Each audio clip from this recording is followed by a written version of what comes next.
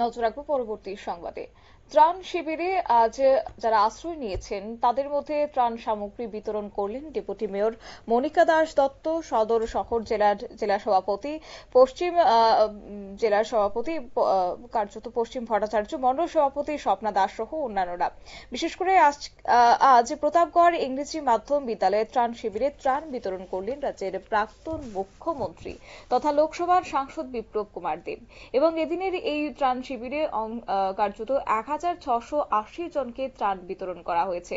বিতরণকালে উপস্থিত ছিলেন deputy mayor Monika Das Dutta সহ অন্যান্যরা। গোটা বিষয়কে কেন্দ্র করে সাংসদ বিপ্লব কুমার দেব কি জানিয়েছেন শুনুন।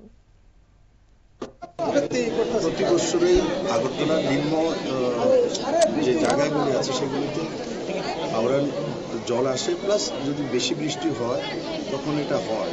আর জল নিকাশনের জন্য এই সরকার কাজ করছে, প্রশাসন সঠিকভাবে মানুষের যে কাজগুলো করা সেগুলো করছে।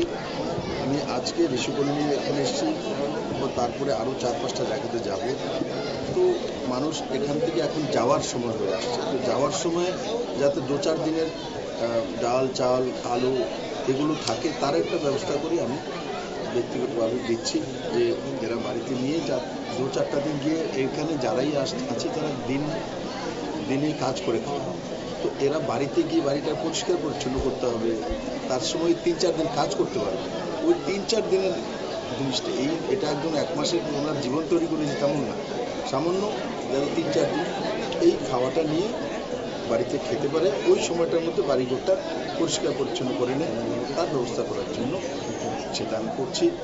প্রশাসন বাকি সব ব্যবস্থা করছে। আপনারা দেখেছেন রামকৃষ্ণ মিশন থেকে সকাল থেকে এখানে ওষুধপত্রাদির ব্যবস্থা স্বয়ং মহারাজ্যে এসছে। বিভিন্ন সামাজিক সংস্থা, আমাদের নির্বাচিত প্রতিনিধি, এখানে মনিকা, এখানে মেম্বার আছেন, ডেপুটি মেয়র আছেন, ও আছে, মন্ডল প্রেসিডেন্ট আছেন স্বপ্নাদি, এটা সবাই মিলিয়ে অন্যান্য কার্যকর্তাদের নিয়ে কাজ করছে মানুষের পাশে, এবং মানুষের যা যা প্রয়োজনীয় তাদের সেগুলো দেওয়ার চেষ্টা করছে। বন্যা পরিস্থিতির পর দেখা যায় যে বাড়ি ঘরে একটা স্যানিটাইজেশনটা প্রবলেম থাকে, তাই সময় একটা প্রবলেম দেখা যায়। এগুলো কি বলে? এগুলো আমি চিফ সেক্রেটারির সঙ্গে কথা বলেছি, মুখ্যমন্ত্রীর সঙ্গে আমার কথা হয়েছে।